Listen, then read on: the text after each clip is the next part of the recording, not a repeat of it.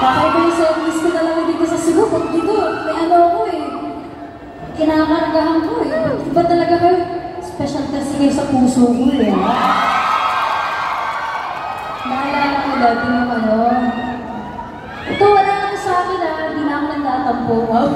Ba't ako nagtatampo sa Cebuan? Hindi kasi dati.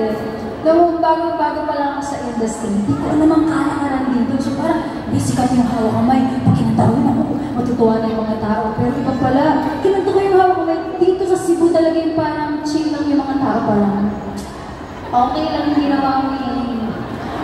Okay ka lang. Grabe. So, grabe ka lang pala Cebuana. So, you have beautiful taste in music and you make us better as performers. Thank you dahil ganyan kayo kasi talagang na-challenge ko. Palakpakan natin ng bawang.